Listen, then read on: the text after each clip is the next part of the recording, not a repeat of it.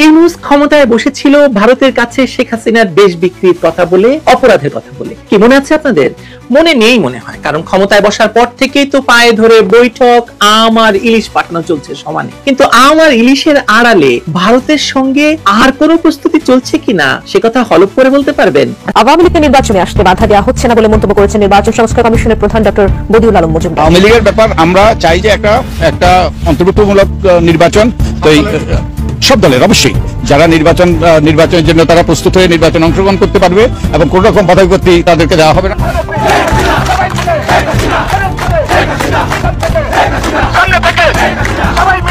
চট্টগ্রামের বন্দর এলাকায় আওয়ামী লীগের ঝটিকা মিছিলে ধাওয়া দিতে গিয়ে হামলার শিকার হয়েছে পুলিশ।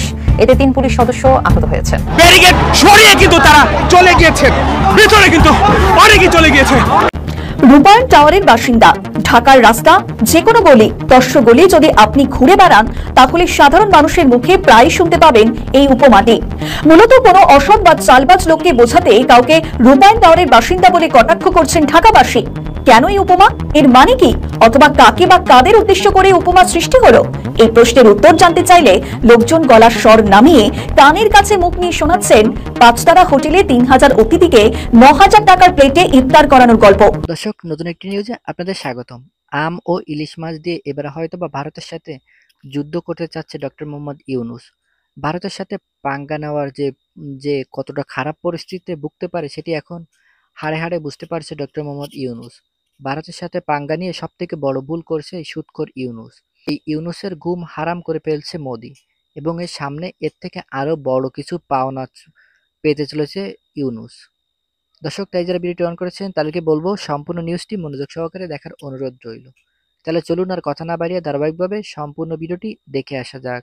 যে একমাত্র আওয়ামী লীগ তথা শেখ হাসিনার পক্ষেই ভারতের সঙ্গে পারস্পরিক এবং দ্বিপাক্ষিক সম্পর্কের ন্যায্য এবং সমতা থাকে। বাকি সব সরকারের আমলে ভারতকে দেওয়া পাল্লাটি হয়ে যায় ভারী, আর ভারত থেকে আদায় করার ক্ষেত্রে বাংলাদেশ শিকার হয় চরম বৈষম্যের।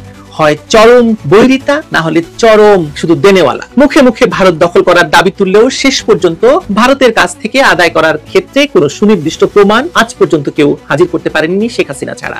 আমি বিষয়টিকে প্রমাণ করব ইউনূসের ক্ষমতা দখলের পর 1 বছর ধরে চলা ভারত বিরোধী আস্ফালন আর ভারতের সঙ্গে সম্পর্ক নষ্ট করে এখনো পর্যন্ত কিছুই আদায় করতে না পারার বিষয়টি দিয়ে। এমনকি ভারতীয় প্রধানমন্ত্রী নরেন্দ্র মোদীর পায়ে ধরে তার সঙ্গে সিঙ্গাপুরে সাক্ষাৎ করা থেকে শুরু করে এখনো পর্যন্ত ভারতের কোনো প্রতিমন্ত্রীর সাক্ষাৎ না পাওয়ার বিষয়টিকে আর যাই বলেন না কেন, দুই প্রতিবেশীর মধ্যে সৌজন্য, সমতা কিংবা ন্যায্যতা কিছুই রক্ষা করার প্রমাণ হিসেবে আপনি বলতে পারবেন না।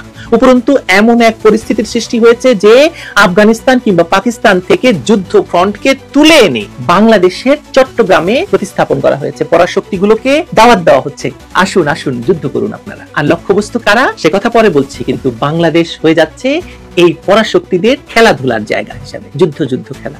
1 বছর আগে ইউনূস যখন ক্ষমতা দখল করে ভারত বিরোধী নানা প্রতিশ্রুতি দিয়েছিলেন। তাদের দাবি ছিল সীমান্ত হত্যার প্রতিবাদ করা হবে, আর সীমান্ত হত্যা ঘটবে না, ভারত বাংলাদেশ সম্পর্কের চুক্তি বাতিল করা হবে, এবং যেসব চুক্তি শেখ হাসিনা করেছিল সেগুলো বাতিল হবে। বিশেষভাবে 26 লাখ ভারতীয় কর্মীকে দেশে ফেরত পাঠানো হবে, ভারতে ফেরত পাঠানো হবে। এমনকি ইউনূস সাহেব বলেছিলেন কোনো চুক্তি আর হবে না, ভারতকে আর ছাড় দেওয়া হবে না। কিন্তু বাস্তবতা কি? পুরো বছর জুড়ে ভারতের সঙ্গে চুক্তির পর চুক্তি হয়েছে এবং ভারতের পণ্য বাংলাদেশে আসছে আগের চাইতে অনেক বেশি পরিমাণ। ক্ষমতা গ্রহণের আগেই এক সাক্ষাৎকারে ইউনূস হুমকি দিয়েছিলেন যে ভারতকে তার 7 সিস্টার রক্ষার জন্য হলেও আপোষ করতে হবে। কিসের আপোষ? কার সঙ্গে আপোষ? তার মানে আপনি হুমকি দিচ্ছেন একটি প্রতিবেশী রাষ্ট্রের পক্ষ থেকে। সেটি ছিল চূড়ান্ত বৈরিতা প্রদর্শন, এতে কোনো সন্দেহ নেই। স্বাধীনতা যুদ্ধের পর থেকে বাংলাদেশের সঙ্গে ভারতের সম্পর্ক এতটা নাজুক হয়েছে বলে নজির নেই। এটা যে শুধু মৌখিক এবং জনগণকে ভারত বিরোধিতার প্রমাণ দেওয়া সেটা বলার অপেক্ষা রাখে না।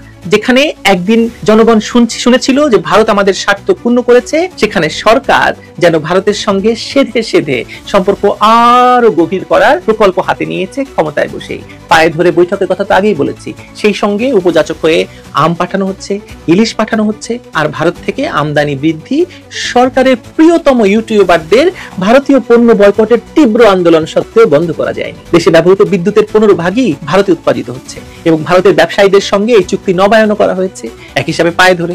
অথচ শেখ হাসিনা দেশ বিক্রি করে দিয়েছেন, ভারতের কাছে দেশ বিক্রি হয়ে গেছে। এই চুক্তি করে এই ধোয়া তুলে সারা দেশে ভারত বিরোধিতার আগুন জ্বেলে দেওয়া হয়েছিল। কিন্তু ক্ষমতায় গিয়ে আদানিকে কেবল বিদ্যুতের মূল্য পরিশোধ নয়, যখন আমাদের অর্থনীতির অবস্থা খুব খারাপ, পৃথিবীর আর কাউকে টাকা দেওয়া যাচ্ছে না, সেই সময় আদানিকে টাকা দিয়ে বসে রাখা হয়েছে। আদানিকে ধরে রাখতে সরকার গড় হয়ে প্রণাম করেছে। আর বহু কষ্ট করেও সরকার ভারতের কাছে শেখ হাসিনার দেশ বিক্রির কোনো প্রমাণ বা চুক্তি হাজির করতে পারেনি।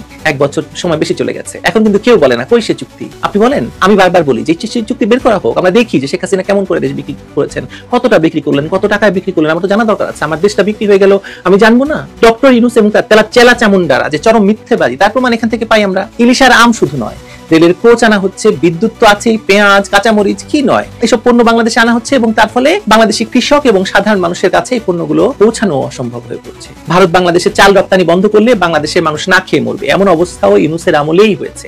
সবচেয়ে বড় কথা হচ্ছে, মুখে বড় বড় কথা বললেও, ভারত ট্রান্সশিপমেন্টের মতো চুক্তি বাতিল করলেও ইউনূস মহাজনের পক্ষ থেকে ভারতের সঙ্গে চোখে চোখ রেখে এ বিষয়টি নিয়ে কথা বলার পর্যন্ত সুযোগ করতে পারেনি এখনো পর্যন্ত। 300টি আসনে প্রার্থী নির্ধারণ করেছেন বাংলাদেশ জামায়াত ইসলামী। গোটা বাংলাদেশে আগামী মধ্য ফেব্রুয়ারির নির্বাচনকে সাদরে গ্রহণ করে নির্বাচনের সামগ্রিক প্রস্তুতি আসরে আসরে আমাদের চলছে। সংগ্রামী ভাই বন্ধুগণ, সুতরাং বাংলাদেশ জামায়াত ইসলামী নির্বাচন বিরোধী দল এটি বলার কোনো সুযোগ নেই। বাংলাদেশ জামায়াত ইসলামীর বিরুদ্ধে চক্রান্ত এবং ষড়যন্ত্র করে লাভ হবে না। আমরা নির্বাচনে অতীত ছিলাম, সকল গ্রহণযোগ্য নির্বাচনে আগামী মধ্য ফেব্রুয়ারিতে এই নির্বাচন বাস্তবায়ন করতে হবে। সেই ব্যাপারে সূচনা থেকেই আমাদের আমিরে জামাতের দাবি রয়েছে, বক্তব্য রয়েছে, বহুবারই উনি এই বক্তব্য দিয়েছেন। সুতরাং আমরা মধ্য ফেব্রুয়ারিতেই নির্বাচন চাই 2026 সালে। তার আগে অবশ্যই পিআর পদ্ধতির মাধ্যমে নির্বাচন দিতে হবে।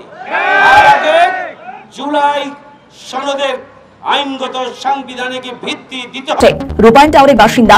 আসলে ঢাকার প্রাণকেন্দ্র শাহবাগ মোড়ের কাছে বাংলা মোটর এলাকায় সুবিশাল অট্টালিকার নাম রূপায়ণ টাওয়ার। আর সেখানেই ঝাঁ চকচকে সুবিশাল প্রধান কার্যালয় বাংলাদেশে কোটা বিরোধী আন্দোলনের জনক, বৈষম্য বিরোধী ছাত্র আন্দোলনের। আবার সেখানেই আরেকটি আলাদা সদর দপ্তর রয়েছে ওই ছাত্রদের নতুন রাজনৈতিক দল জাতীয় নাগরিক পার্টি বা এনসিপির। ঢাকার অভিজাত এলাকায় একই গগনচুম্বী অট্টালিকায় ছাত্রদের 2 সদ্যজাত সংগঠনের বিশাল বিশাল অফিস। তার ভাড়া কত, কিভাবে আসছে এত টাকা, এই সমস্ত প্রশ্নের কোনো জবাব আজ পর্যন্ত পায়নি সাধারণ মানুষ। মজার বিষয় হলো, এই উত্তর খুঁজতে গিয়ে ঢাকার বহু সাংবাদিকের প্রাণ সংশয় হয়েছে বলে জানা যায়। তবে একসময় টিউশন করা সেই ছাত্র যে বিলাসবহুল জীবনযাপন এবং চালচলন, সেটা নিয়েও বহু প্রশ্ন সাধারণ মানুষের। এমনকি বিকল্প ধারার রাজনীতির কথা বলা সেই ছাত্র নেতারা বারবার যেখানে জবাব এড়িয়ে গিয়েছেন এই সমস্ত প্রশ্নের। বাংলাদেশের রাজনৈতিক বিশ্লেষকদের একটা অংশের দাবি, এই টাকা ছাত্র আন্দোলনের নেতৃত্ব পেয়েছে মার্কিন ডিপ স্টেট এবং কিছু এনজিও মারফত। আবার কেউ কেউ দাবি করেন এই টাকা যোগায় দেশীয় ব্যবসায়ীদের একটা অংশ, কেউ স্বেচ্ছায় নিজেদের স্বার্থ সিদ্ধি করার উদ্দেশ্যে, আবার কেউ কেউ ব্যবসা টিকিয়ে রাখতে। সেই সঙ্গে রয়েছে বিস্তর চাঁদাবাজি এবং তোলাবাজির অভিযোগ। কেউ কেউ বলেন এই সমস্ত থেকেও বিপুল অর্থ ওঠে। তবে ব্যবসায়ীরা এখন হারে হারে টের পাচ্ছেন এটা ব্যাড ইনভেস্টমেন্ট হয়ে গেছে, আর বুঝতে পারছে এনসিপি নেতৃত্বই। আপনারা খেয়াল করে দেখবেন, বিগত 1 মাসে এনসিপি তাদের খুব একটা খবরের শিরোনামে আসতে দেখা যায়নি, যেখানে নাহিদ, সার্জিস, হাসনাদের প্রায় টেলিভিশনের ক্যামেরায় বক্তব্য দিতে দেখা যেত। বিশ্লেষকরা বলছেন ছাত্ররা এখন অনুধাবন করছেন যে তাদের ব্যবহার করা হয়েছে, এখন ছুড়ে ফেলার তোড়জোড় চলছে। কেউ কেউ বলছেন বৈষম্য বিরোধী ছাত্রদেরই, অনেকে বলছেন নদীর ফড়ায় গোসল করিয়ে এবার কাফিনে ভরে দাফন করার পালা। গণঅভ্যুত্থানের 1 বছর পরে এনসিপির আহ্বায়ক নাহিদ ইসলাম একটা মন্তব্য করেছিলেন, তার কথায় খুবই ডিফিকাল্টির মধ্যে রয়েছি আমরা। আর আমরা অনেক ডিফিকাল্টির মধ্যে দিয়ে আছি। গোপালগঞ্জে আমাদের উপর একটা দেখছেন আপনারা, হয়তো বিভিন্ন জায়গায় বাধা আসতেছে নানাভাবে। এই ভিডিওটিতেই দেখা যাচ্ছে প্রত্যেকের মুখে শুকনো, যেখানে কয়েকদিন আগেই তাদের হম্বি তম্বিতে অস্থির হতো গোটা বাংলাদেশ। রাজনৈতিক বিশ্লেষকদের অনেকেই বলছেন এই ডিফিকাল্টির কারণ হলো সংস্কার নিয়ে বছরভর ভারী ভারী আলোচনা, যে সংস্কার পর্ব শেষ হওয়াকে নির্বাচনের প্রধান শর্ত বলে ঘোষণা করেছিলেন অন্তর্বর্তী সরকারের প্রধান মোহাম্মদ ইউনূস। তা মাঝের মধ্যেই যেখানে ফেলে দিয়ে এখন তিনি নির্বাচনী দামামা বাজাচ্ছেন। অনেকেই দাবি করছেন বাংলাদেশের 300 আসনের মধ্যে একটিতেও এই ছাত্র নেতাদের কেউ জেতার যোগ্য নয়।